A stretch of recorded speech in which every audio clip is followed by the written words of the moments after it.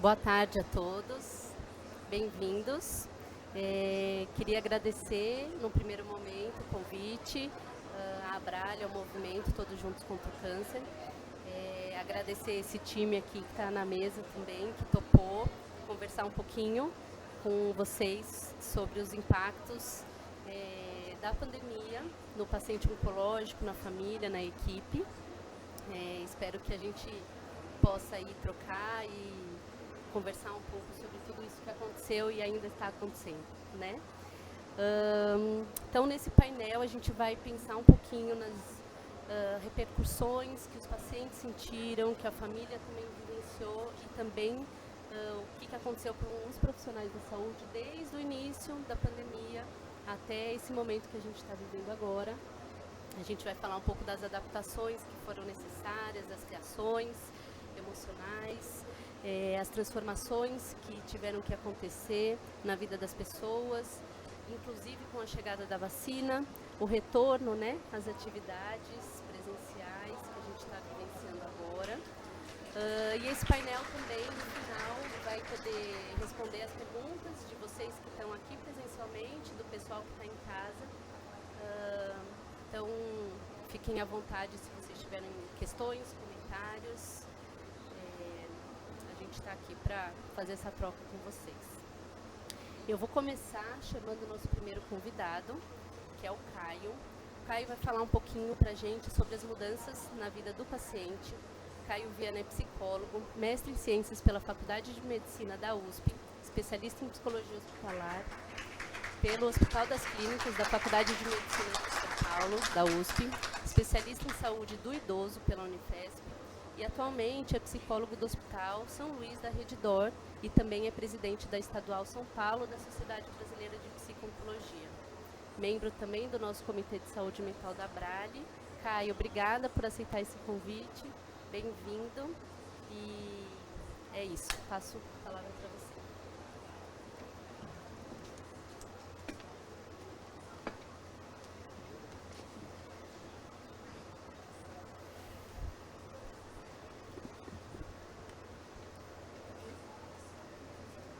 Bom, vamos começar aqui.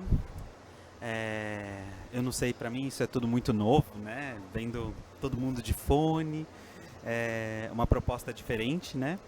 Mas vamos começar. Para mim é um prazer enorme estar aqui, em nome da SBPO, em nome da Abralhe principalmente, para trazer para vocês um pouquinho do que a gente viu na pandemia, né?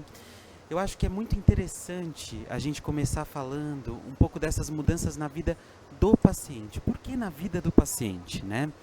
Se a gente parar para pensar, a pandemia é uma coisa que ainda não acabou. Hoje a gente tem um número aí de óbitos e um número de casos muito pequeno. A gente tem voltado a uma suposta normalidade, né? E o que a gente quer dizer com normalidade, tá? Será que a gente voltou para a vida normal? Será que a vida normal ainda é algo a ser alcançado? E que vida normal é essa, tá? Quando a gente pensa um pouco na vida do paciente oncológico, a gente já fala da quebra de uma normalidade. Aquilo que a gente coloca na nossa linha de vida como normal já é quebrado a partir do momento que a gente tem a ideia de que uma doença atravessou a nossa vida. Ou seja, algo quebrou a gente ali no nosso caminho.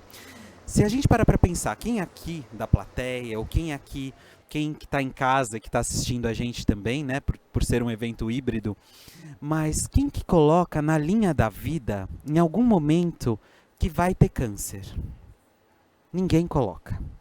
Que aquela pessoa que você mais ama vai ter câncer. Ninguém coloca, né? Por mais que seja uma doença muito difundida, que hoje a gente já tem visto bastante trabalhos, notícias, ainda é uma doença assustadora. A gente traz a ideia do câncer como algo que é muito difícil de ser vivido. Vivido no corpo, no meu corpo enquanto paciente, mas também vivido no corpo de quem eu amo, tá? Bom, então, vamos passar aqui. Aqui eu quis trazer para vocês um pouquinho da história da pandemia até aqui, né? Se a gente parar para pensar, isso tudo que eu estou mostrando para vocês aqui nessa tela é tudo que a gente passou, e a gente passou na pele. Então, aqui eu trago alguns aspectos históricos, tanto das datas, né, falando da pandemia em si.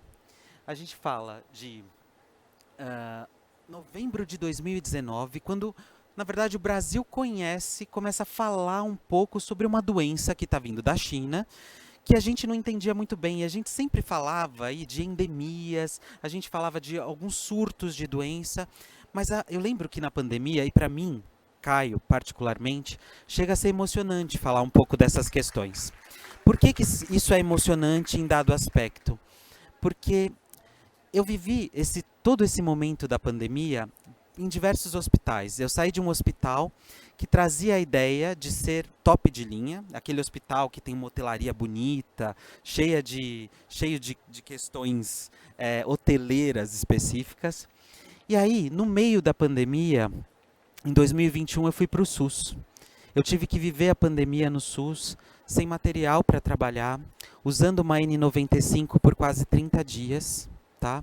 Sem avental para usar, e eu tinha que entrar nesses quartos para ver esses pacientes. Eu saí de um serviço que os meus pacientes poderiam usar os seus celulares para fazer videochamadas, e fui para um serviço onde as pessoas não tinham celular, tá? Onde um celular era levado de leito em leito para que essas pessoas pudessem ver as suas famílias antes de entubar. Então eu vivi um pouco dessa questão. E aí, vindo para 2021, eu fui para um outro hospital, que também não tinha a mesma proposta do primeiro, de ser high-tech, super cheio de coisas da hotelaria. E ele também não tinha a proposta de SUS. É o hospital que eu chamo de hospital SOS, né? Que é do SUS ao Sírio, no mesmo lugar. Né? Então, quando eu vivi esse hospital, ali eu vi também outras dificuldades de uma outra população, de uma classe socioeconômica também completamente diferente, tá? Então, eu lembro que, passando por todo esse aspecto histórico, eu conheci pacientes oncológicos de vivências muito diferentes, que viviam o câncer dentro daquele hospital high-tech, que conseguiam alcançar alguns medicamentos e que outros pacientes não conseguiam alcançar medicamentos como alcançavam no SUS. Tá? Então, algumas coisas para esses pacientes do SUS não eram liberadas, por exemplo, no que diz respeito a alguma medicação um pouco mais avançada, porque não estava ali no rol da ANS. Mas tinham outros pacientes que alcançavam, né, aquela medicação e às vezes poderiam comprar em outros lugares, como era a realidade daqueles outros pacientes do outro hospital que eu estava. E ali eu tive que me deparar com pacientes oncológicos da suposta ou bendita classe média, que era aquele paciente que às vezes pode, às vezes não pode, ele tem que tirar daqui para colocar ali, né? Então, será que essas vivências de pandemia elas foram iguais nesse meio tempo? Será que esses pacientes viveram a pandemia do mesmo jeito? Tá? E aqui eu trago um pouco dessa história para vocês, que a gente fala em janeiro de 2021 da vinda da Coronavac, onde a Mônica Calazans teve aquela imagem muito bonita, que ela mostra a vacina. Eu me emociono porque eu vivi a pandemia muito de perto, e eu acho como muitos de nós, e a gente acabou vendo como psicólogos hospitalares, aquela questão de, hoje eu não sei mais qual é a linha tênue entre ser paciente. O meu paciente da minha frente, hoje ele é paciente, mas amanhã quem pode ser sou eu. E antes, quando a gente se colocava nesse lugar de psicólogos, parecia que a gente tinha até um certo distanciamento. O sujeito tem uma doença, mas eu não tenho essa doença. E a pandemia, ela deixou a gente em carne viva emocionalmente. E esse paciente, mais ainda, porque ele teve que passar por uma pandemia com todos esses entraves, tá?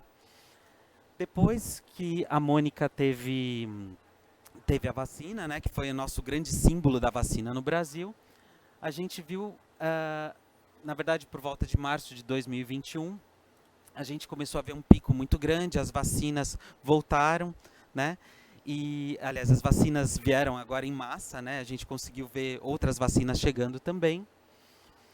E em abril de 2021, né, na verdade, abril, maio de 2021, a gente viu um grande pico da pandemia e com pessoas que, teoricamente, os pacientes também, já acostumados com a ideia de isolamento social, com aquelas pessoas que já entendiam mais ou menos o que era uma pandemia, Tá?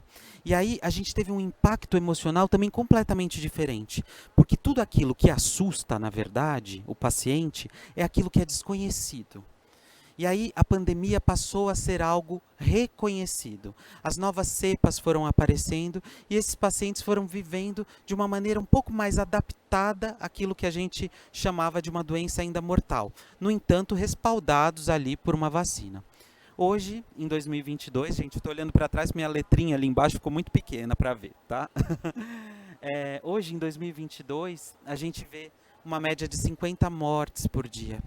Hoje, as mortes pela pandemia, elas estão muito equiparadas a muitas outras doenças que a gente já tem. Então, a gente pode dizer que a pandemia, sim, está controlada e que faz com que hoje a gente possa fazer esse evento presencial, né? Mas nós vivemos tudo isso na carne. E hoje a gente tem um total aí de 686 mil mortos pela pandemia. Bom, então vamos pensar um pouquinho nesse paciente. Eu vou seguir uma linha com vocês aqui, que é a linha do impacto do diagnóstico, pensando entre, a gente vai fazer esse cruzamento entre pandemia e diagnóstico de câncer, o cruzamento entre pandemia e as repercussões emocionais dos tratamentos, né? E os desfechos possíveis, que é a cura, a cronicidade da doença e a morte. Então, pensando no impacto do diagnóstico, muito do que foi observado, do que a gente viu o paciente viver no início da pandemia, em 2020, e até em meados de 2021, foi a descoberta de um diagnóstico em meio ao incontrolável. O que isso quer dizer? Aquele paciente estava descobrindo um diagnóstico que, entre aspas, seria visto culturalmente como ameaçador da vida, tá? E em meio àquilo que era incontrolável, uma pandemia de uma doença que também ameaçava a vida. Logo, ele não era mais um paciente oncológico comum. Ele era alguém que poderia morrer por duas vias. Ele poderia morrer pelo câncer e ele poderia morrer pela Covid, tá? Então, a gente viu pacientes numa situação de vulnerabilidade emocional muito maior, principalmente na hora de descobrir esse diagnóstico. Porque como muitos pacientes falam para a gente, para os médicos, para os enfermeiros, para os psico-oncologistas, a gente vê que muitos pacientes falam que na hora de descobrir o diagnóstico, o chão se abriu. Que aquilo foi muito doloroso, que aquilo foi muito difícil. Agora imagina descobrir esse diagnóstico e falar, mas nossa, como que eu vou internar? Como que eu vou fazer um tratamento? Eu vou ter que sair de casa para fazer isso? Então, a dor do câncer, ela foi, na verdade, acoplada a um medo muito maior de morrer por outras vias também. Tá? E aí eu falo e eu faço essa associação morte-câncer, que não é uma associação direta, que a gente vê aqui com os tratamentos e com os avanços de tratamento, mas para o paciente que é leigo e recebe o diagnóstico de câncer, ainda traz o estigma da morte, da dor e do sofrimento. Tá? A gente viu também os impactos próprios da notícia do câncer, ou seja, receber a notícia de um câncer é sempre muito impactante. E a proposta de remanejamento da vida. Ou seja, eu recebo a notícia e agora eu tenho que refazer a minha vida, não como um paciente oncológico comum que eu tinha conhecido, ou que eu sabia, ou que eu tinha visto na televisão, mas agora eu vou ter que remanejar a minha vida pelas beiradas, ou seja, eu vou ter que correr com a máscara, eu vou ter que correr com o álcool. Por quê? Porque a minha vida está sendo ameaçada por outra coisa, tá? A gente viu os desafios nas realizações dos exames, que isso também foi muito impactante para fazer os exames de rotina, até mesmo os exames de rastreamento, ou seja, fazer uma ressonância, eu vou ter que sair de casa, fazer uma tomografia, eu vou ter que me submeter a isso e correr o risco de pegar a Covid. E as esperanças pela infecção da Covid, que também foi um ponto que aconteceu, que eu achei muito interessante na época que eu estava trabalhando no SUS, que teve ali alguns estudos que diziam que alguns pacientes oncohematológicos, principalmente com linfoma, quando pegavam a Covid, eles tinham uma remissão do linfoma. Eu não sei se muitos de vocês ouviram as notícias, mas tinham pacientes falando, então quer dizer que se eu pegar, eu curo. Não. Então a gente viu que até as informações sobre o câncer, na verdade, elas foram deturpadas por uma doença que ninguém conhecia. Trazendo até esperanças, às vezes, irreais. as questões do tratamento, né? Ou seja, os pacientes que tinham que viver o tratamento e fazer a quimioterapia, fazer uma cirurgia e trazendo agora a imunidade como protagonista do tratamento dele. Ou seja, se eu fizer a quimioterapia, a minha imunidade vai cair e eu posso pegar Covid e eu posso morrer. Então, antes a quimioterapia que tinha aquela proposta que o médico trazia de cura, você tem que fazer, era algo talvez a ser evitado. Então, por exemplo, as perguntas para o médico muitas vezes apareciam: será que eu tenho que fazer essa quimioterapia? Mas e a minha imunidade? E se eu pegar a Covid? E essa cirurgia? Como que vai ser a asepsia do centro cirúrgico? Quando que um paciente ia pensar em asepsia do centro cirúrgico em 2018? Tá? O transplante de medula óssea, que também foi um dos tratamentos que apareceu muita resistência por parte do paciente. Como a gente sabe, o transplante de medula óssea ou transplante de células tronco hematopoéticas é uma proposta com uma quimioterapia muito forte, onde o paciente fica aplasiado, ou seja, ele não tem ali qualquer imunidade, e se ele pega alguma doença, ele pode morrer por conta dessa doença. Então o transplante, ele trouxe também a ideia de um medo redobrado, ou seja, se eu pegar a Covid logo depois do meu transplante, logo depois da pega da minha medula, eu tenho a chance de morrer. A gente teve aí um cantor muito famoso que ele fez um transplante de medula e ele morreu da Covid logo depois, que foi o vocalista da banda Roupa Nova, que muitos de vocês devem conhecer. Né? E foi exatamente o que aconteceu com ele, foi um dos cases que foram falados sobre Covid e transplante de medula. Tá? A gente viu também, né, as internações e o isolamento. Ou seja, ou eu tenho familiares que se internam comigo para ficar comigo, para não pegar a Covid, para eles não trazerem de fora a Covid, ou eu fico isolado totalmente. Né? Então, viver o câncer internado e sozinho se tornou uma realidade nos últimos 2 anos, o que trouxe outras demandas de cunho emocional, tanto para os familiares, como para a equipe, que acabou se tornando uma família daquele paciente, como para o próprio paciente. Aqui, um dos desfechos que a gente vê das doenças oncológicas, dos tratamentos, é a cura. Né? E aí, a pergunta que fica é a seguinte: eu me curei de uma doença como câncer, mas eu ainda não posso me libertar para viver a minha vida de novo, porque todo mundo está restrito. O paciente pós-transplante de medula óssea foi um dos grandes ícones da pandemia, porque eles já viviam o isolamento social depois de fazer o transplante de medula. Então, para eles já tinham a perspectiva de que eles viveriam em isolamento. Mas agora todos os pacientes oncológicos, mesmo depois da cura, tinham que viver na condição de uma doença global. Tá? A gente viu também o TEPT, que é o transtorno do estresse pós-traumático muito comum, né, na cura dos pacientes oncológicos, só que agora as perdas são sobrepostas, porque eu sobrevivi ao câncer, mas alguém na minha família morreu de Covid. Alguém que estava bem, alguém que cuidava de mim. Ou seja, aquele sobressalto, a ansiedade, o medo, eles ficaram cada vez mais evidentes, e a vinda do estresse pós-traumático, que já era comum para muitos pacientes que viveram câncer, ficou ainda mais evidente. O estresse pós-traumático talvez tenha sido aí o grande gargalo da pandemia no que diz respeito à parte emocional desse paciente, porque aí ele está se reabilitando emocionalmente não apenas de um câncer, mas se reabilitando emocionalmente também de uma Covid. Tá? E aí a gente pensa nessas necessidades quando a gente fala da cura, né?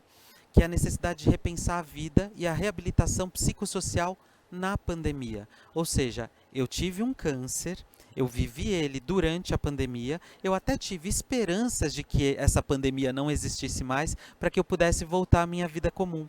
Mas essa vida comum não voltou. Porque eu ainda preciso usar máscara, eu ainda preciso ficar isolado, as pessoas ainda não podem se abraçar. E o grande quê do câncer, que foi o grande quê de todo mundo nesse tempo de pandemia, é que os afetos foram todos cortados. A pandemia, a Covid-19, ela é uma doença muito sorrateira e muito ruim, porque ela nos pegou pela via do amor, a via do toque, a via do beijo, né? Então, a gente não era mais capaz de beijar, de abraçar, de pegar na mão daquele paciente quando ele precisava, porque tinha risco, tá? Bom, Desculpem meus momentos de emoção, porque é uma pessoa que viveu a pandemia ali o tempo inteiro, então isso vai acabar acontecendo um pouco, tá? Bom, a doença crônica, ou seja, aquele paciente que viveu a pandemia e que tinha o câncer como companheiro. Ou seja, muitos cânceres hoje, eles são controlados, né? Ou seja, são pacientes que trazem ali no aspecto emocional o medo da morte iminente. Porque assim, eu sempre controlei o meu câncer, eu sempre fiz o meu tratamento, mas agora tem uma doença que me ameaça e esse câncer ele não vai ser curado. Então, um paciente que não saía de casa, um paciente que muitas vezes evitou fazer exames de rotina para não se expor à questão da pandemia, da Covid, né? Então, muitos pacientes até que faziam o tratamento desse câncer crônico apareceram descompensados nos serviços de saúde, justamente porque eles evitavam fazer os exames de rotina. E muitos deles, até que tinham uma doença crônica, tiveram, na verdade, desfechos muito ruins, né? Uma piora muito importante do quadro clínico por conta do medo de não conseguir fazer os exames, tá? Então, para psicólogos e profissionais que atendiam pacientes ambulatorialmente, viram isso muito de perto. O medo era muito grande. Então, o medo da morte, entre aspas, poderia levar à morte, né? Ou seja, eu tenho que ir mesmo com a vigência ou na iminência de ter uma doença que possa me atingir durante o meu tratamento de uma doença crônica. E por fim, a morte do paciente oncológico durante a pandemia. Então, o paciente aqui em fase terminal e a relação dele com a família e com a pandemia, qual que era o momento certo de liberar visitas, né? Ou seja, eu estou morrendo, eu estou partindo, será que eu tenho consciência de que eu estou realmente partindo, que eu estou morrendo, né? E a partir do momento que liberam as visitas para mim, como assim a enfermagem não liga mais para a questão da Covid? É a visita que está indo lá, naquele paciente terminal e que ainda é consciente muitas vezes, trouxe a ideia de que a morte realmente se presentificou. Porque antes a gente fazia assim, libera para visita, o paciente ainda não sabia muito bem, ainda estava adaptando a ideia de que poderia vir a morrer, mas aí agora não. Quando liberam essa visita para esse paciente, é o anúncio dessa morte que pode vir a qualquer momento. Tá? Então, a gente teve que manejar essas situações de um jeito que a gente nunca precisou manejar. Tá? O morrer e o isolamento, ou seja, muitas mortes também aconteceram em casa, que talvez tenham tido seus ônus e bônus de terem acontecido em casa, de terem acontecido, por exemplo, numa ILPI, que é uma instituição de longa permanência, às vezes, para idosos, né? Por quê? Porque será que valia a pena ir até o hospital para morrer no hospital nessas condições? Ou seja, pacientes que estavam paliados e bem paliados tiveram a chance de viver a ideia da morte em casa também. Tá? E esses significados que também foram modificados com o tempo, tá? Ou seja, a gente nunca mais vai pensar em internação do mesmo jeito, a gente nunca mais vai pensar em intubação do mesmo jeito e na própria morte, ou seja, morrer pelo câncer talvez nunca mais seja a mesma coisa. Nós não seremos os mesmos depois da pandemia. Né? Claro que a gente não vai ter grandes mudanças porque somos resilientes de certa forma e as pessoas às vezes até esquecem, por incrível que pareça, principalmente aquelas pessoas que não vivenciaram de perto. Mas a gente nunca mais vai ter a mesma capacidade de sermos os mesmos. Tá? Então, para finalizar, eu trago aqui as minhas referências, aqui os meus contatos. E eu queria muito dizer para vocês uma parte de uma música que um paciente meu me falou e que ele deu um significado novo para essa música, que o nome da música é Amarelo, do Emicida, e ele, paciente crônico, ele me trouxe essa ideia, né, de que apesar de muito moço, ele se sentia são e salvo e forte, e que ele tinha com ele que lembrar que Deus é brasileiro e anda do lado dele, e que não dá mais para morrer no ano passado. Então, o refrão da música é aquela parte, né? Ano passado eu morri, mas esse ano eu não morro. Obrigado, gente.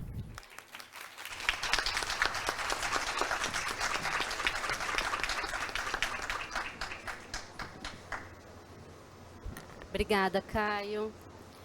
Obrigada por agraciar a gente hoje com a sua fala. Acho que é o mais o mais legal é a gente escutar a experiência própria de cada um de vocês, né? E cada um traz. Você, né, falou dessa experiência diferente, que acho que é muito enriquecedora para o profissional, que é a diferença de trabalhar em hospitais com realidades públicos muito diferentes, né? E escutar um pouquinho dessa sua experiência, acho que também emociona a gente no sentido de que essa vivência está muito forte, né, na sua fala, no que você trouxe para contar. Então, acho que além de toda a teoria, a gente está aqui muito hoje para escutar essas experiências e foi muito legal. Obrigada. E fazendo um link com a nossa próxima fala, que vai ser do Danilo, que vai trazer para a gente hoje um pouco sobre os sentimentos da saúde, os sentimentos da equipe de saúde e a saúde mental dessa equipe. Eu queria só fazer um comentário da fala do Caio, né, que eu achei muito interessante, que hoje eu atendo o paciente, mas amanhã o paciente pode ser eu, né? Então, nossa, caramba, que diferença que isso faz ao atender o paciente. E aí, se a gente expandir para o psicólogo e para os outros profissionais de saúde, né, porque isso cabe para todos os profissionais de saúde que estavam atendendo os pacientes nos hospitais e nos ambulatórios, acho que isso muda muito a nossa experiência, né? E muda muito a experiência do paciente também. Então, achei isso muito bonito e muito interessante da gente pensar, né? E também, fazendo o link com a próxima fala, acho que outra coisa que você trouxe muito importante, Caio, a vivência do tratamento oncológico de forma isolada, né? Sem poder fazer trocas presenciais, né? Trocas sociais. A gente sabe que, para algumas pessoas, no dia a dia, independente de estar doente, fazendo um tratamento ou não, a vivência social, a troca de afetos, né, isso faz com que nos motive, isso faz com que nos traga um movimento de vida. O paciente que teve que viver isso, o tratamento sem essa troca, eu acho que isso foi muito depositado na equipe, né? Então, talvez o Danilo vá poder falar um pouco melhor, né, sobre isso, mas essa solidão do paciente, acho que teve um impacto muito importante na equipe de saúde que estava atendendo. Então, vamos ver agora o que o Danilo vai poder falar um pouquinho sobre isso. Bom, Danilo, ele é psicólogo, pós-graduado em psico-oncologia, com aprimoramento em psicologia hospitalar, pós-graduado em terapia cognitivo-comportamental, e atualmente é psicólogo hospitalar na Cruz Azul Saúde e Educação, e é responsável pelo Centro Oncológico, certo? Bem-vindo, Danilo.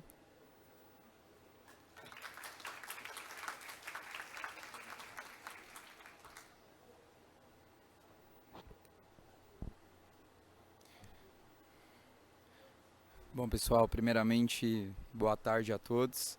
É um prazer, né? Agradeço o convite. Bom, então hoje eu vou falar um pouco sobre a saúde mental da equipe, que, poxa, muito bacana a experiência que o Caio traz, né? Porque mostra pra gente a importância do olhar para a intimidade do ser humano nesse momento, né? Que é um pouco do que eu vou trazer aqui para vocês. Deixa eu avançar. Então a gente sabe, já é sabido que a pandemia ela gerou uma série de repercussões emocionais, medo, angústia, incerteza. Era um momento muito novo, uma mudança muito abrupta no nosso estilo de vida. Então a gente ficou realmente sem saber o que fazer. E se a gente, ser humano, ficou sem saber o que fazer, imagina os profissionais de saúde que precisaram correr na direção oposta. Enquanto todos estavam se guardando com a família, eles precisaram enfrentar, né? Então eu coloquei essas duas imagens ilustrativas que eu acho que são bem bacanas, né? Mostram um pouco o que aconteceu nesse primeiro momento. Não tinha opção, né? Os profissionais de saúde precisaram desse enfrentamento. Enquanto as outras pessoas corriam do vírus, os profissionais iam ao enfrentamento dele, né? E existem alguns aspectos que eu acho que são muito importantes de trazer aqui para vocês hoje. O primeiro deles na última instituição que eu trabalhei, a gente sabe que existem plantões, né? E uma das primeiras mudanças que aconteceu foi que os plantões de 6 horas passaram a ser de 12. Por quê? Porque se há menos troca de períodos, pode diminuir talvez a possibilidade de alguém se contaminar. Então pensa que existiu já todas aquelas emoções que Obrigado. Que eu pontuei para vocês no começo. E aí há uma sobrecarga de trabalho muito grande desses profissionais. E um outro ponto, utilizando ainda equipamentos, IPIs, que precisaram ali naquele momento ter um cunho muito rigoroso nesse uso. Então a gente pôde presenciar aí acompanhando nas redes sociais, diversos profissionais postando, né, depois do plantão, retirando a máscara e as feridas, né, todo o esgotamento físico também que esse momento acabou gerando. E também, um ponto super importante é que, como era um momento muito novo, um vírus muito novo, uma mudança muito abrupta, a gente não tinha protocolos, fluxos. Lembro de uma conversa que eu tive com um enfermeiro, que ele me disse assim: nossa, Danilo, tá muito difícil. Um dia atrás eu estava atendendo aqui sem máscara, e hoje olha o jeito que eu tô. Eu não estou conseguindo nem me reconhecer no espelho. Então, a cada dia que se passava era uma transformação de fluxos, de protocolos, porque a cada dia era uma informação diferente. E isso era bem difícil, porque na maior parte das vezes os profissionais se sentiam despreparados pelo não conhecimento do vírus, né? E aqui a gente também tem esse ponto que eu falei no começo, que é o medo da contaminação, né? E é como eu disse, estavam todos correndo, se fechando em casa com a família, e ocorreram casos, por exemplo, que eu acompanhei de perto, colegas de trabalho que precisavam sair de casa, alugar um novo local, com medo de repente levar, né, o vírus para a família. Então, além de a solidão passar a estar presente no trabalho, ela também passou a estar presente na família, nos contextos sociais das pessoas, principalmente dos profissionais de saúde. Enquanto todos estavam fechados em casa com a família, os profissionais estavam fechados sozinhos. Enfim. E, claro, todos esses fatores, esse contexto, ele contribuiu para uma série também de repercussões emocionais como estresse, irritabilidade. Existem diversas pesquisas que atestam, né, que eu vou trazer um pouco mais à frente, atestam a característica da síndrome de burnout, por exemplo, ou até mesmo esgotamento emocional por conta de todos esses fatores. E aqui, trazendo um pouco para o nosso contexto, a gente já sabe que os profissionais de saúde que atuam dentro da oncologia, já existe ali subentendido um desgaste emocional pela necessidade de lidar com o processo de finitude dos pacientes, que são pacientes de alta complexidade emocional e que por vezes precisam estar inseridos em protocolos de cuidados paliativos, em cuidados especiais, né? E já havendo esse desgaste, a gente tem aí uma coisa a mais, né? Além de todo esse contexto que os profissionais de saúde da área da oncologia estavam inseridos, eles somaram o fator Covid, né? E o Caio ilustrou lindamente aqui todo esse contexto, né?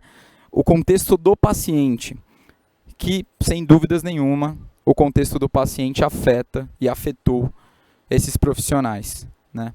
Então, eu trabalhava num hospital que a gente fazia transplante, né, de medula óssea, que é um procedimento de alta complexidade, como o Caio também pontuou.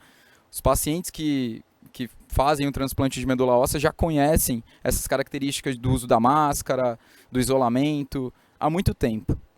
E a gente pedia sempre assim para o paciente, para a família, ó, se vocês tiverem indicação do transplante, infelizmente você não vai conseguir internar sem a presença de um familiar. Na pandemia, a gente teve que mudar esse discurso.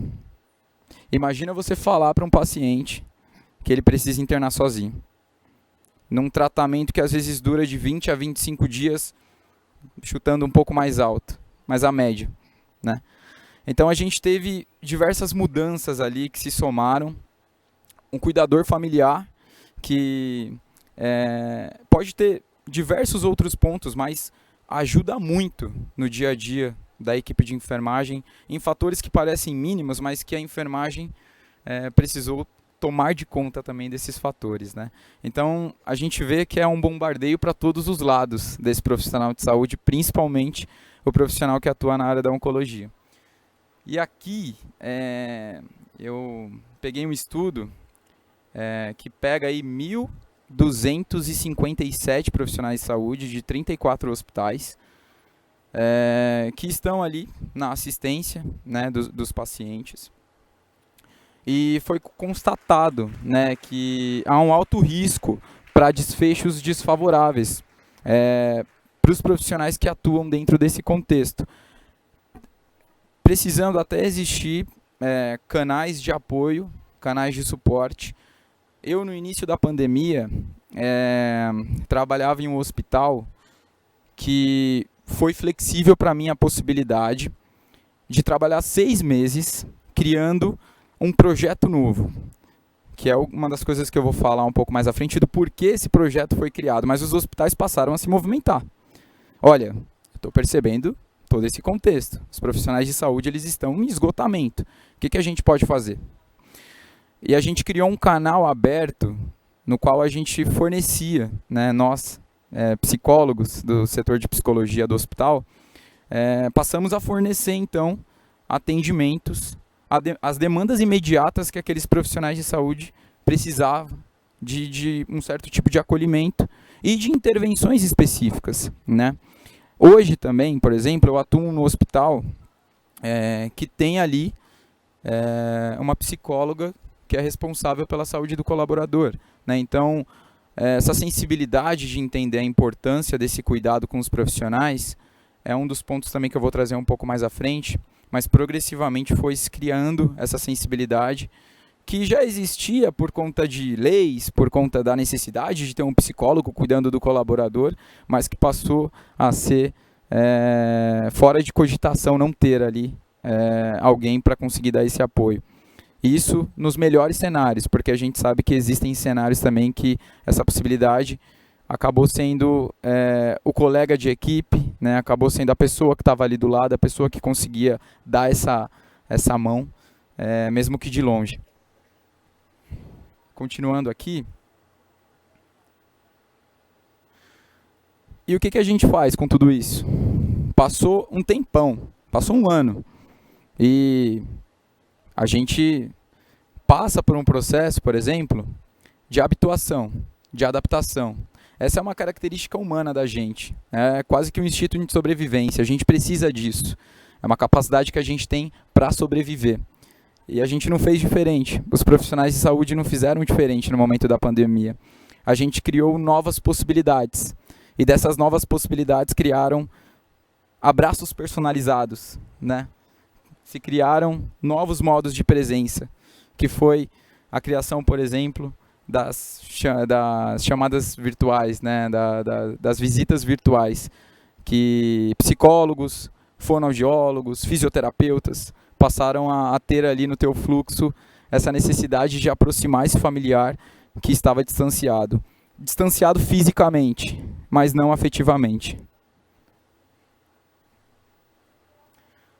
E chega, depois de um tempão, uma grande esperança para a gente, né? Uma perspectiva.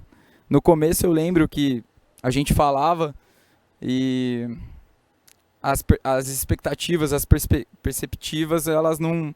Parecia que não existiam, né? Parecia que não tinham lugares para a gente conseguir se apoiar.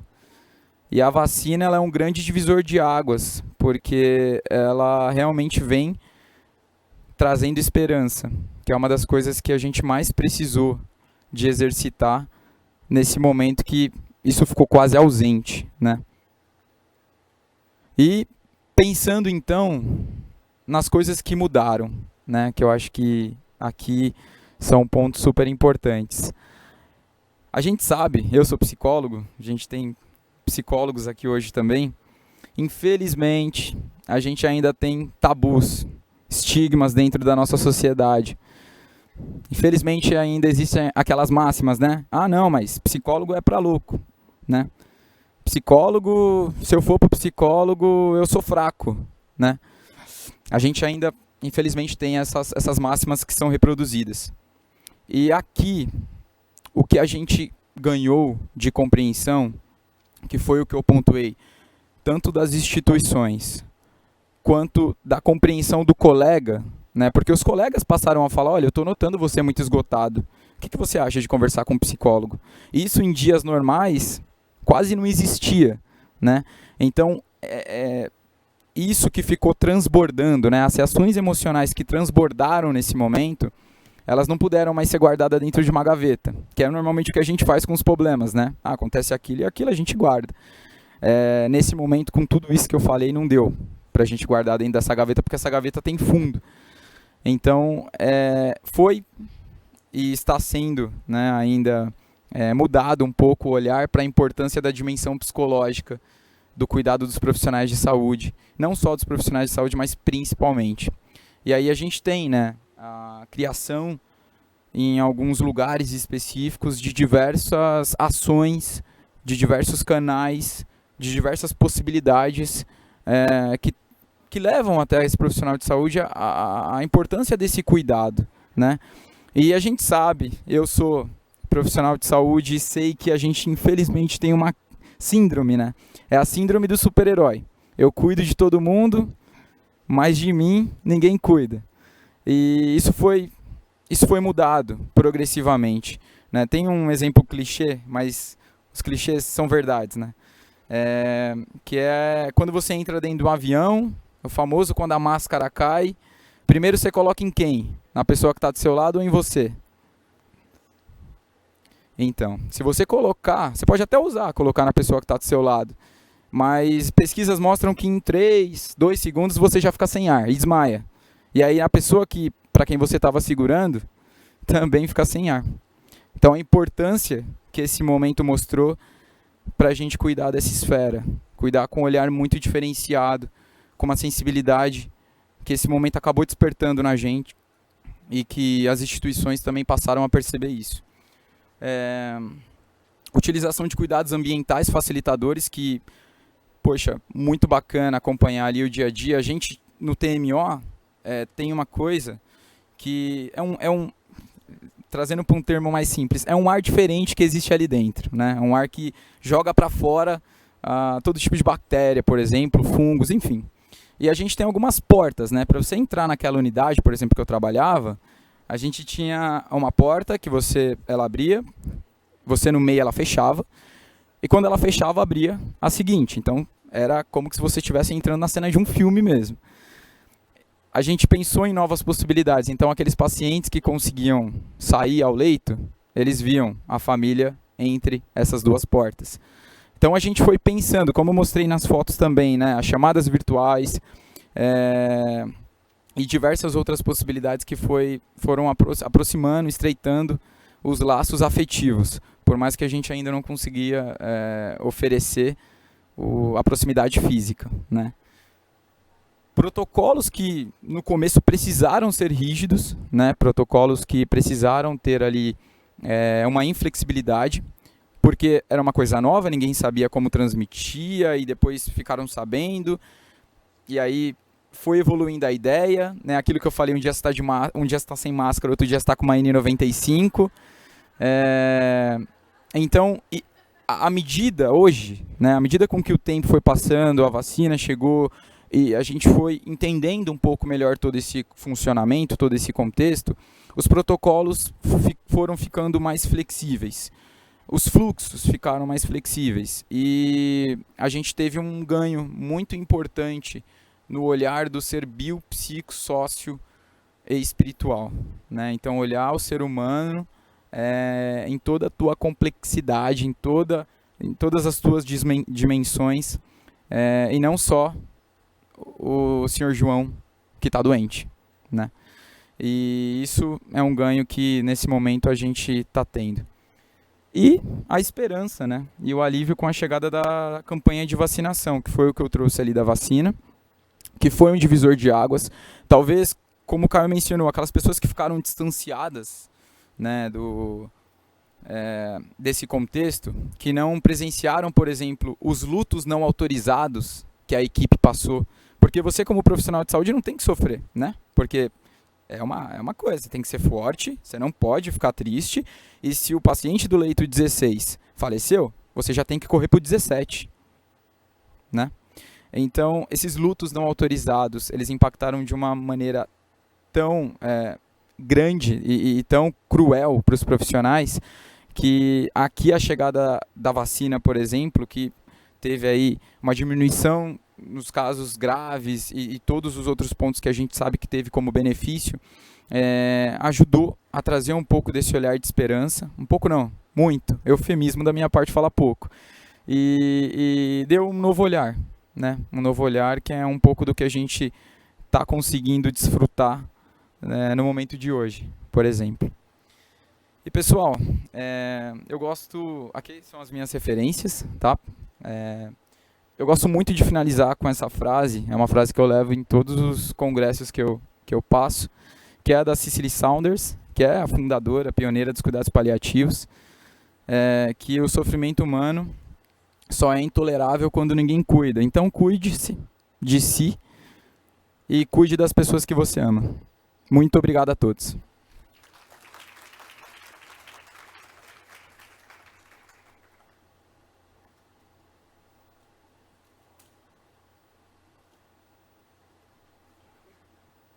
Obrigada, Danilo.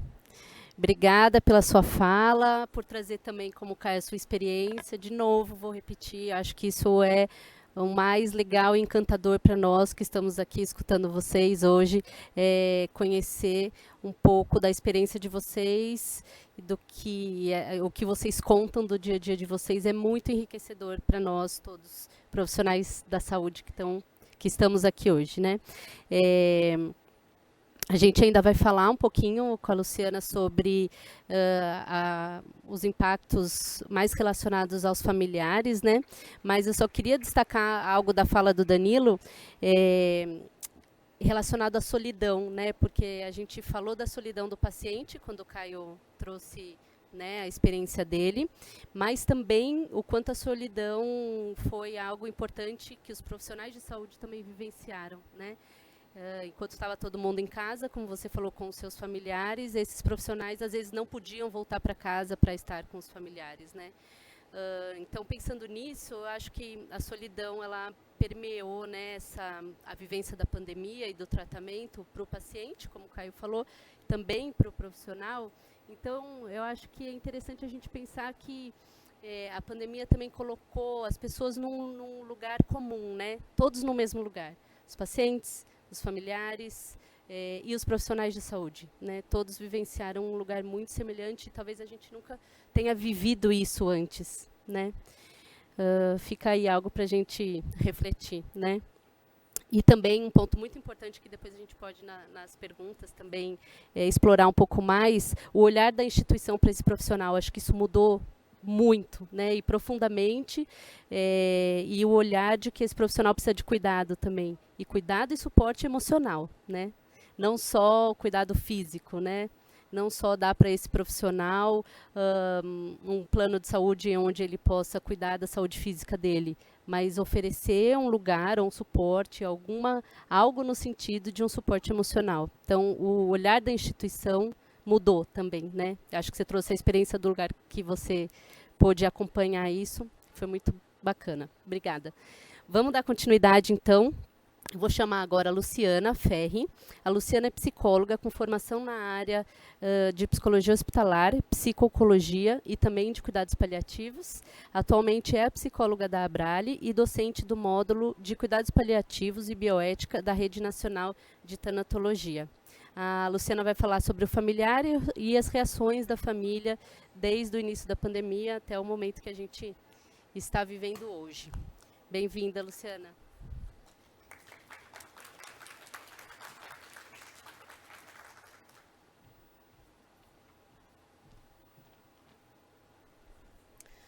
Boa tarde a todos e a todas. É muito bom estar aqui.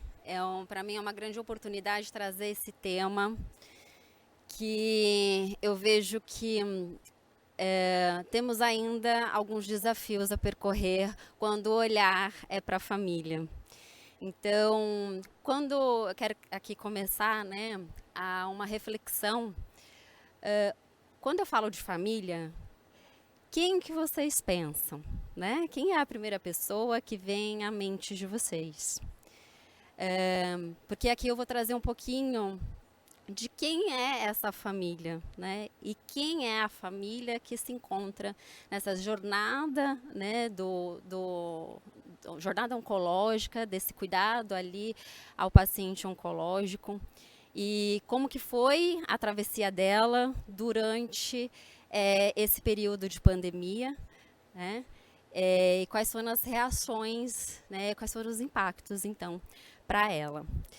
É interessante que as nossas falas se conectam, né? Estamos falando da tríade que tanto conhecemos, do profissional da saúde, do paciente e da família.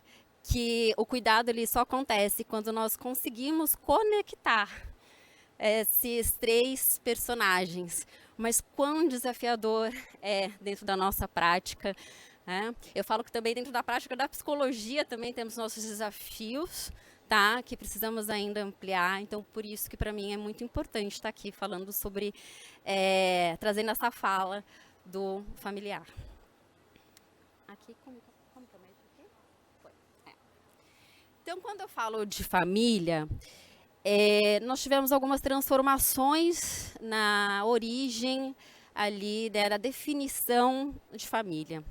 Podemos falar que esse olhar da definição muitas vezes é subjetivo, porque quando eu perguntei aqui para vocês quem é essa família, talvez, será que realmente vocês pensaram na família, naquela família que é nuclear, né, que que a gente fala que é biológica, né? De sangue, né, como que a gente costuma falar. E família hoje, ela vai muito além disso, tá? Então aqui eu trago alguns tipos de família, né? Talvez alguns tipos de famílias vocês não conheçam, né? Outros são desconhecidos, como a família nuclear, que é aquela que a gente tem, né? Como o pai, a mãe e seus filhos. Nós temos a extensa. Nós temos outros membros da família, né, junto naquele lar. Nós temos a matrimonial, que é o casal, a informal, né, que também são outros tipos de famílias ali, né, pessoas convivendo, não só aqueles membros, né, da nuclear, a monoparental. Então aqui são várias, né, reconstituída. Nós temos também a anaparental e a unipessoal, né? A unipessoal é quando existe, você mora sozinha, você é sozinho, né? São os solteiros. Tá? Então isso também, né, é nomeado aí como família, tá? Deixa eu ver. Então, para a Organização Mundial de Saúde, é um conjunto, então, de pessoas que se ligam por vínculos sanguíneos, né? Ou por afinidade. Então, elas são baseadas por confiança. Tá? Nós temos também o núcleo familiar de pessoas que apresentam uma relação de reciprocidade. E nós podemos pensar sobre vizinhos, podemos pensar sobre amigos, isso também é considerado como família. E a família, ela caracteriza-se, né, como uma parte essencial da construção de saúde emocional de seus membros, primando, então, por sua proteção e bem-estar. Então, pensando também nessa questão de saúde mental. Afinal, né, quem é esse familiar, né? Quando nós falamos da família do paciente oncológico, quem é? Então, nós precisamos pensar que quem é que vai estar ali junto com o paciente é alguém que traz um perfil de cuidador, tá? Então, o perfil de cuidador, ele vai trazer aí, como Heidegger né, nos menciona, que é cuidar, né, de uma forma nessa relação de zelar, né, de se relacionar com o outro, tá? Estar disponível ali para o outro. E quando eu falo do familiar, nós temos alguns tipos de cuidados, né, do cuidador. Nós temos o informal, que ele é considerado informal por quê? Porque é aquele que não tem uma especialização na área, né? Ou seja, assim, uma formação técnica nesse cuidar. Então, ele é considerado informal. Temos o cuidador principal, né? Nós aqui da área, né, de psicologia, quando nós vamos identificar quem é aquele que está nessa jornada de cuidado junto com o paciente, nós geralmente falamos assim, tentamos identificar quem é o cuidador principal, que é aquele que está mais próximo dentro desse cuidado, desse dia a dia do paciente. E podemos falar sobre rede de apoio. Então, quem é a rede de apoio desse paciente? Também podemos vincular à questão do familiar. E afinal, quando eu vou olhar para essas reações do familiar, eu preciso entender quem é o sujeito que ele está dentro dessa rotina de cuidado, tá? Porque isso interfere, né? Assim como o Caio trouxe aqui, né? Toda uma jornada, né?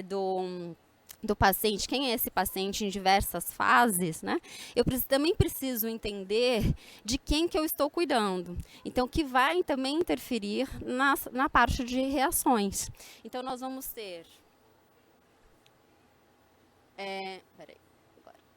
a criança, o adolescente. Então, né, é uma criança, é um adolescente, é um adulto, é um idoso. Isso também muda a nossa perspectiva e nossas reações e nossa relação dentro desse cuidado. Qual é o diagnóstico e fase de tratamento? Então, isso também interfere nesse processo. E como que é, então, o relacionamento interpessoal com esta família? Porque quando eu estou falando de cuidado, eu também preciso entender como que essa relação já se estabelecia anteriormente àquele adoecimento, tá? E aqui eu trago um pouquinho do que eu entendo sobre a questão dessa família, as reações da família nesse período, né, de 2020 até agora, né, 2022. Eu não tenho como falar da família e do cuidador sem olhar para esses aspectos, né? Então, quando eu falo da família, eu preciso entender essa trajetória dele. Eu preciso entender quem é esse sujeito, ou seja, quem é esse cuidador. Tá? Então, quem é ele dentro da sua individualidade e quem é ele dentro da questão desse núcleo familiar. Então, eu vou compreendendo quais são as configurações dessa família, como eu apresentei no primeiro slide, falando, né, de como se estabelece, quem são os membros dessa família. Depois eu vou entender qual é a função que essa família tem dentro dessa relação, tá? Se é de apoio, se é de educação. E também como então vão se estabelecendo esses vínculos interpessoais. E quais são os possíveis conflitos ou não, como que acontece essa comunicação, como que acontece de fato essa relação de cuidado. E tem um ponto importante dentro disso, que é a transgeracionalidade. A transgeracionalidade nos traz o que eu vou carregando ao longo da história daquela família de padrões de comportamento e de relações. Tá? E isso vai influenciar, né, vai aí ter também um impacto em como eu estabeleço esse olhar e essa relação quando se tem um adoecimento. Então, eu preciso ver o que se mantém também dentro dessas gerações. Tá? Então, não tem como eu ficar, né, eu falar aqui sobre um familiar, né? E sim, ele dentro desse contexto. Eu preciso olhar dessa forma personalizada e também, muitas vezes, individualizada. E aí vem, então, dentro da jornada oncológica, que eu não vou me estender muito, porque o Caio já trouxe isso, né? E também o Danilo trouxe esses olhares sobre o que mudou, o que acabou promovendo ali de impacto, tá? E vocês vão ver que tanto dentro para o paciente, quanto para o profissional, e quanto para o familiar, as reações né, são aí de medo, são de insegurança, porque tiveram rupturas dentro daquilo que eu tinha como, né, seguro, né, como eu tinha uma daquela minha zona de conforto, né, naquela questão que eu já estou adaptado, do que eu tenho controle. Então tiveram essas rupturas, diversas rupturas, que me causam insegurança, que me causam medo. Então, né, nessa jornada oncológica, nós vamos vendo, né, dentro desse familiar, a questão do medo, como falei, adaptação a essa nova rotina, reajuste de papéis, representações que essa família e esse cuidador tendo o adoecimento e novas responsabilidades e a identidade. Então, assim, novas identidades, tá? Quando surge a pandemia, eu venho o quê? Já com um familiar que tem ali os seus aspectos, né, individuais, mas, né, dentro daquele núcleo familiar, com um paciente que tem, né, um paciente que está, né, um ente querido que está nessa jornada oncológica, e mais aí essas outras rupturas que a pandemia nos traz. Então, é intensificado. Então, eu vou ter, como já falaram aqui, medo de contágio, ajustes nas condutas em saúde, distanciamento, né, o isolamento social. Eu fico pensando também que já era difícil esse familiar, a gente ter esse olhar para o familiar. Quando surge a pandemia, fica bem mais desafiador, né?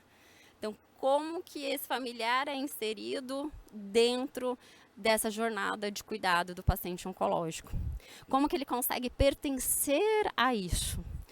E aí, quando o Danilo fala também das videoconferências, o Caio também falou, eu fico pensando que uma parte de olhar para esse familiar seja ali os boletins diários, né? Que era uma forma de cuidado com o familiar, né? Era uma forma do profissional, ele tinha que fazer aquele boletim, né? Era diário aquele boletim. E era um momento que ele tinha que se comunicar com o familiar. Então, era um momento de oportunidade para cuidar desse familiar também. Tá? E aí, nós aqui, eu pensando numa pós-pandemia, né? Quais são talvez os desafios? Eu vejo que aí trazem, né, esses vestígios, esses lutos, tá?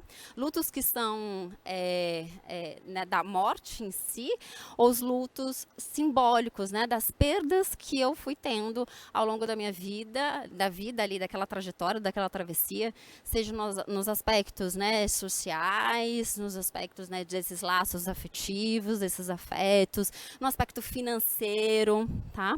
Então, esse familiar, ele teve que lidar com todas essas questões e ainda assim tem, né, é presente.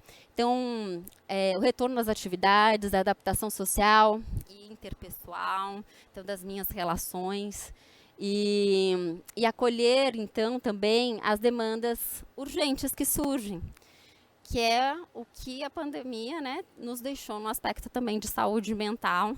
E também eu penso nessa questão de sobrevivência também financeira. Então eu vejo que esse familiar, ele ficou ali, parecendo, para onde vou? Aquela bússola, né, de uma desorientação. Então ele estava sempre procurando pela sobrevivência, tá? E pelas demandas que eram de urgência e emergência, tá? Eu entendo, né, que esses aspectos de sobrevivência, ele está ali numa reatividade, né, tem um estímulo estressor e eu preciso já ter uma resposta imediata para conseguir conter aquele desafio, aquela ruptura. Então, ele fica constantemente nesse estímulo estressor de urgências e emergências. E duplicado, tá? Além da jornada oncológica ali, daquele ente querido, do amor, né, que é o amor de alguém, que é o amor dessa família, desse familiar. Tem as questões da pandemia que acaba impactando e trazendo essas inseguranças no aspecto individual, ou seja, como que eu dou conta de conseguir sobreviver para cuidar também.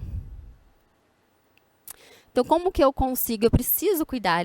Eu vejo que o familiar, ele tem aquele aspecto de eu preciso, o familiar que é cuidador, porque nem todos da família, todos os integrantes da família são cuidadores. Isso é muito importante, tá? Isso é muito importante nós termos consciência, inclusive os profissionais da saúde. Porque às vezes a gente já meio que direciona, né? Então, né, então se tem um marido, né, a esposa que está no adoecimento, então cadê o marido? Nós precisamos tomar muito cuidado nisso, tá? Porque, de novo, nem tudo que é óbvio é de fato, né, é aquilo que a pessoa está vivendo, é a realidade dele. Então, nós precisamos entender quem é esse cuidador, tá?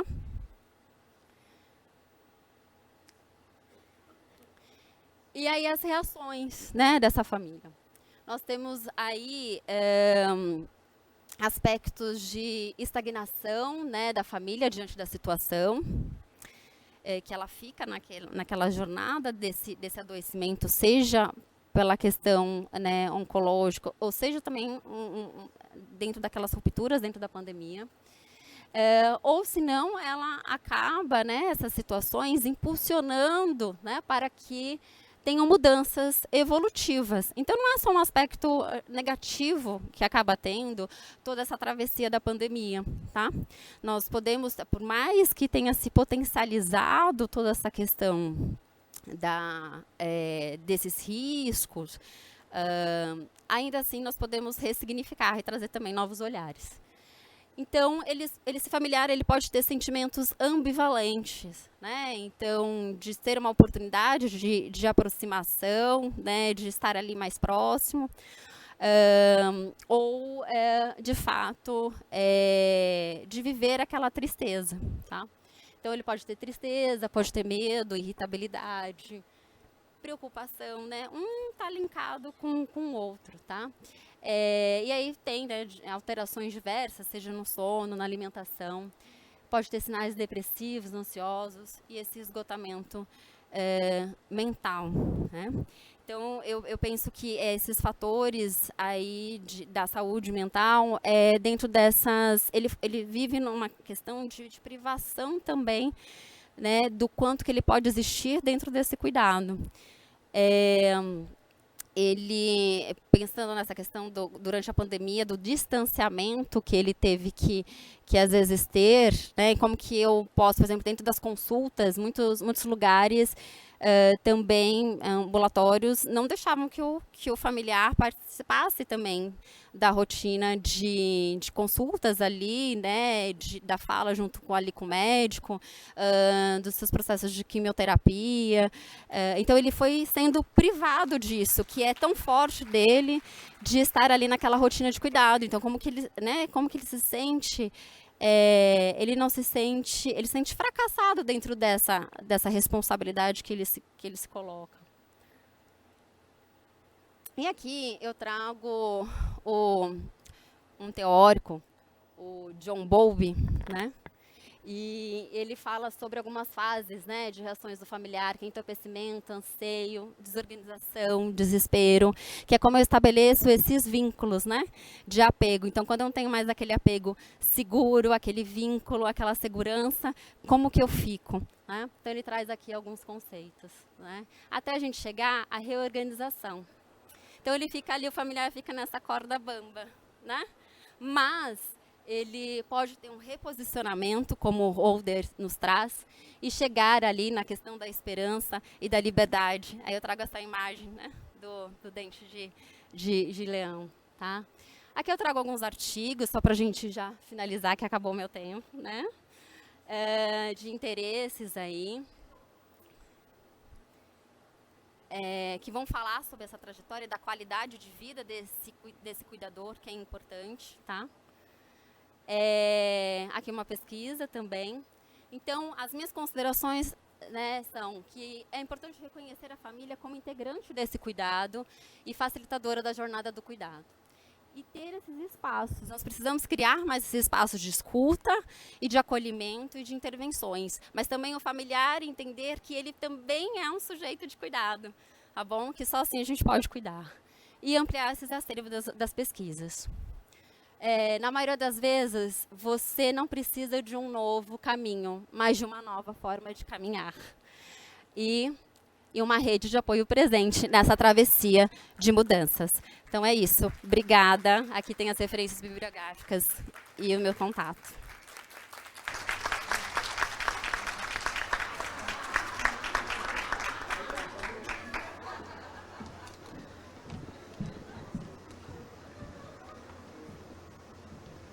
Obrigada, Luciana.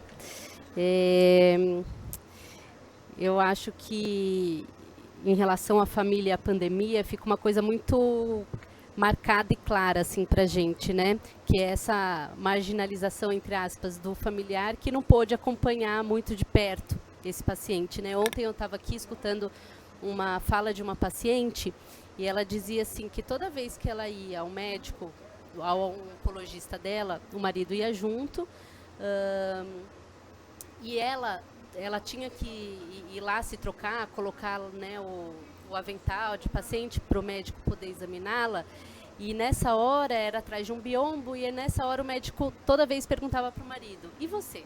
Como você está? E ela falou que ela ficava lá demorando para se trocar, né, punha o propé devagar, o outro, ficava enrolando para o marido ter mais tempo de falar como ele estava. E na pandemia isso não foi possível, né? Porque você não podia entrar com o familiar não podia estar junto. Então, como esse familiar ficou à marginal mesmo, né? Desse acompanhamento e do olhar cuidadoso, seja do médico, do profissional de saúde que está acompanhando, né, aquela paciente, enfim, os pacientes. Então, essa não inserção, né, que ele sofreu sofre ainda, né? Agora menos, eu acho que trouxe muita angústia, né, pro familiar. Enfim, obrigada pela sua fala. Vamos seguir aqui. Aqui tem o QR Code para vocês enviarem perguntas. E eu queria também fazer um agradecimento especial ao pessoal do Oncoensino. Ixi, peraí que daqui eu não enxergo.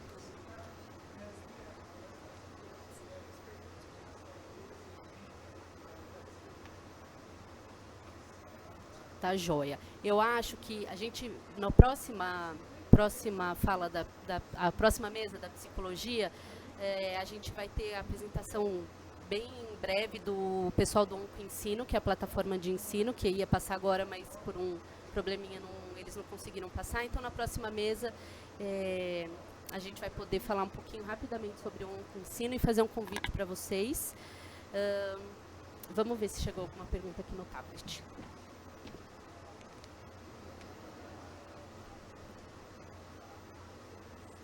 Vamos lá.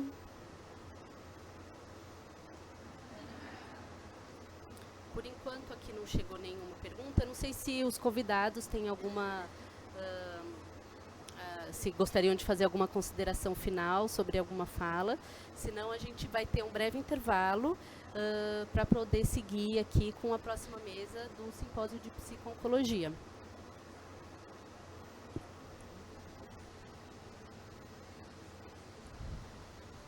Bom, gente, eu só tirei, né, esse negócio do ouvido, porque senão eu ia me ouvir, ia ficar uma coisa meio esquizofrênica quase, né?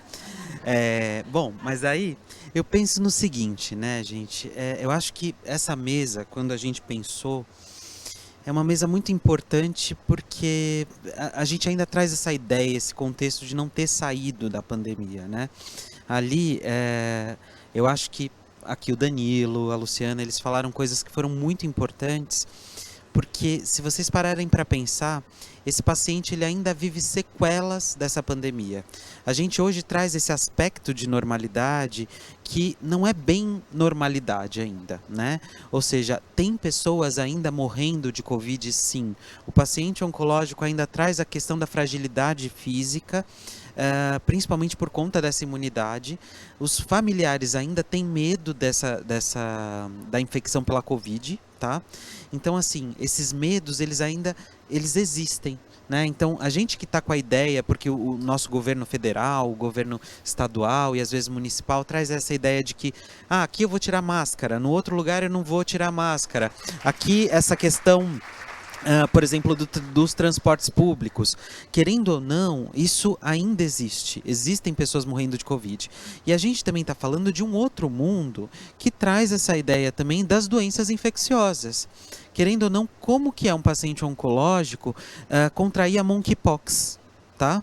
Monkeypox é uma doença nova que veio de parece que a origem é africana.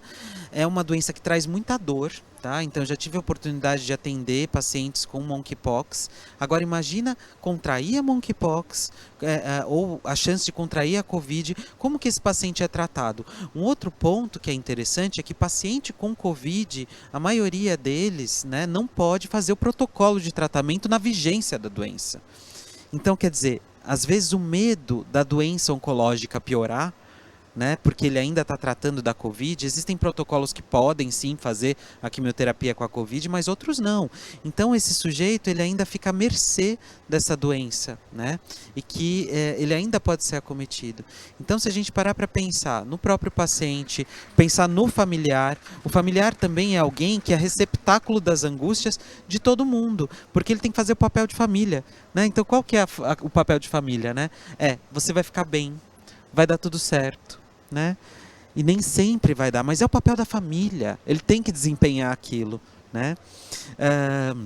Por exemplo, o papel da equipe já é outro. O papel da equipe às vezes é levar notícia ruim, né? E esse paciente ele ainda está lá com uma suposta notícia ruim, com algum problema porque assim, quando a gente fala de tratamento oncológico, a gente está falando de todas as pedras do caminho, né? Então é a quimio que deu certo, é a quimio que não deu certo, é ir para um segundo protocolo de quimioterapia, um terceiro protocolo de quimioterapia.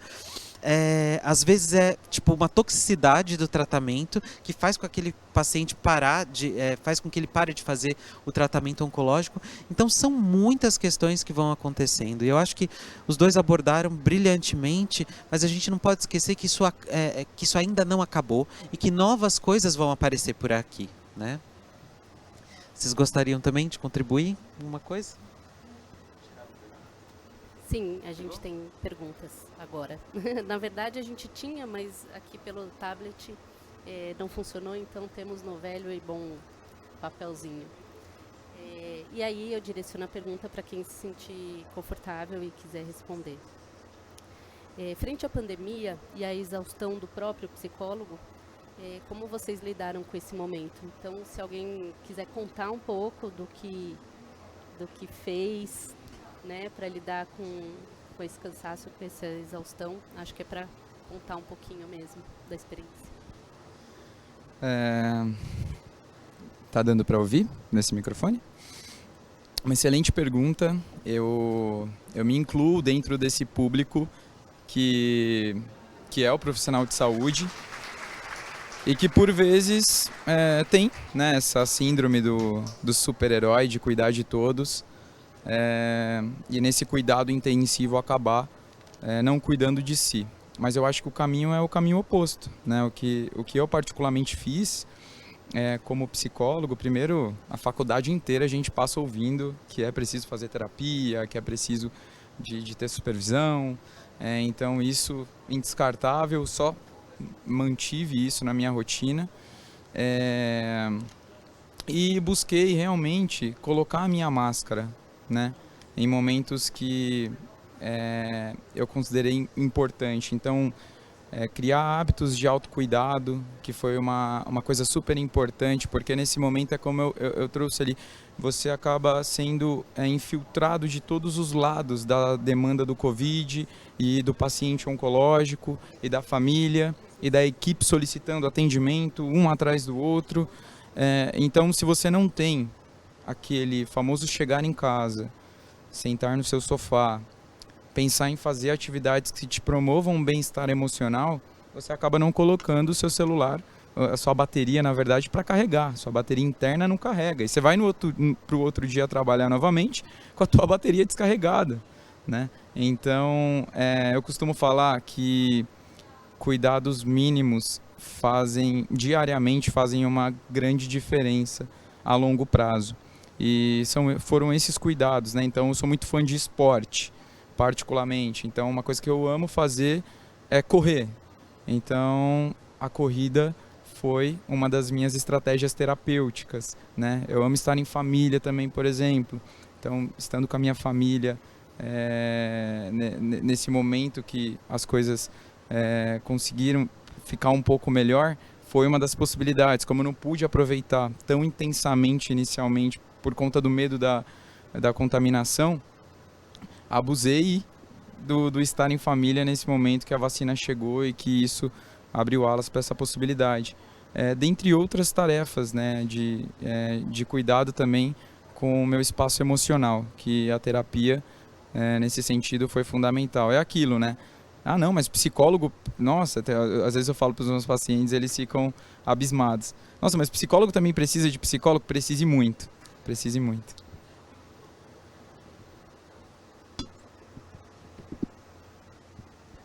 Obrigada, Danilo, por compartilhar sua experiência com a gente. Tem uma outra questão que chegou a nós aqui também, que fala um pouco sobre essa sensação de tempo perdido.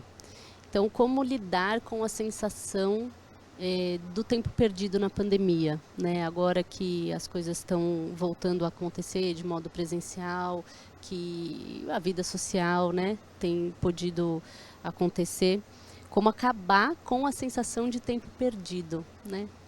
Então, foi essa pergunta que chegou. Não sei se a gente pode pensar em como acabar com essa sensação ou como lidar com uma sensação, né, de que passou um tempo, passaram-se meses, passaram-se anos e eu perdi algo, né? Ou algo se perdeu nesse tempo da minha possível experiência.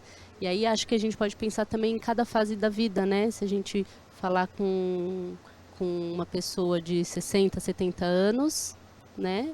Ela deixou de viver algo nesses anos. Se a gente conversar com um adolescente, ela deixou de viver algo nesse período. E com um universitário, ela deixou de viver algumas experiências nesse período, né? Enfim, vocês gostariam de comentar um pouco sobre como lidar com essa sensação de tempo perdido, agora que as coisas estão voltando?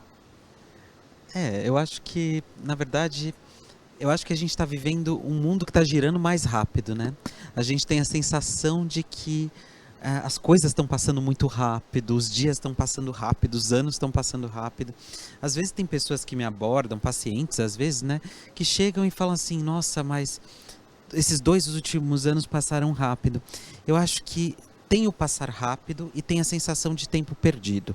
São 2 pontos muito diferentes, né? Mas eu acho que quando a gente vive a angústia, né? E aí, falando de angústia, a gente viveu uma pandemia, né, gente? Parece que quando a gente fica com o cérebro funcionando o tempo todo, os pensamentos vindo, os eventos, você vê na televisão um monte de mortes acontecendo, né? E você não pode agir sobre isso. Eu acho que isso acentua essa sensação de tempo perdido também, sabe? E também acentua a ideia de que o tempo está passando rápido. Ou seja, eu perdi, e ele está passando rápido. Eu acho que tem duas sensações interessantes. Mas eu acho que isso é a vivência da angústia, que entra um pouco no que o Danilo falou, né? Como que você tem manejado os seus tempos pessoais, com as pessoas que você ama, né? Porque assim, a sensação de tempo perdido, muitas vezes é assim, eu acho que, por exemplo, profissionais que não eram da área da saúde ou profissionais que tiveram que parar na pandemia, tem essa sensação de que eu perdi tempo, né? Eu perdi não só tempo de vida, mas eu perdi trabalho, eu perdi dinheiro, né? Então acho que são sensações distintas, né? Lu? Eu fico pensando também nas formas, na fala, por exemplo, eu não devia ter feito isso, foi tempo perdido. Da questão do que eu investi naquele momento e o que eu tive também de retorno. Então, o que de fato, o que você esperava desse momento? Né? Então, é o viver a realidade, né? É o sentido daquilo, do que você está vivenciando, porque se você entende que aquilo não tem sentido, que aquilo não tem um significado e não tem um propósito, você tem essa sensação de tempo perdido. Então, quando o Danilo também fala, eu estava usando a minha máscara, então eu não estava usando, né? Eu, na verdade, nos momentos que eu precisava usar a minha máscara, eu usei minha máscara. Ele entende que aquilo era importante usar a máscara, não estava tirando algo dele, a máscara. Tá? Então, nós precisamos, talvez, ter novos olhares sobre o que você realmente tem interesse, quais são os seus sentidos dentro daquilo que se coloca para você, dentro dos seus ambientes, das suas necessidades, porque aí você vai compreender essa questão do tempo perdido. Nós vivemos num mundo em que nós queremos ter ganhos, e quando existe uma perda, nós temos essa dificuldade de olhar a perda. Então, talvez seja a oportunidade de nós olharmos mais para isso, que somos pessoas que temos esses momentos, né? E que talvez tenhamos que entender a realidade e as nossas necessidades, nossos propósitos de vida. Obrigada, Lu, Caio. Só queria, para a gente finalizar, falar de uma experiência, né, própria. Eu fui no cinema uns 15 dias atrás, e aí eu falei, caramba, quantos anos que eu não venho no cinema? Acho que foi a primeira vez que eu fui ao cinema depois de 2 anos de pandemia. Eu falei, nossa, 2 anos, que eu fiz nesse tempo, né? E aí acho que a primeira coisa que me veio foi uma sensação desse tempo perdido, né? Eu ia muito ao cinema, não fui ao cinema. Então, e aí eu acho que você falou uma coisa, Lu, muito interessante, que é a coisa do sentido, né? Mas espera aí, por que eu não fui no cinema, né? Eu vivi uma outra história, uma outra vida nesse período, né? Então, acho que quando essa sensação, para essa pessoa que perguntou, né, como acabar com a sensação do tempo perdido, eu acho que é voltar para si, refletir um pouco, né, o que você viveu, então, nesse tempo, né? Porque ele não foi perdido, né? E buscar um sentido para aquilo que você viveu, para as experiências que você viveu nesse período. Bom, acho que a gente pode encerrar por aqui, então. A gente vai ter um breve intervalo. Queria fazer o convite para vocês acompanharem a nossa próxima mesa, que vai ser, né, intitulada Antigas Demandas e Novos Olhares em Psico-Oncologia. Agradecer Caio, Danilo e Luciana pela dedicação de vocês, por estarem aqui conosco hoje, trazendo um pouco da experiência de vocês. Acho que foi muito legal. Obrigada, viu? Obrigada a todos.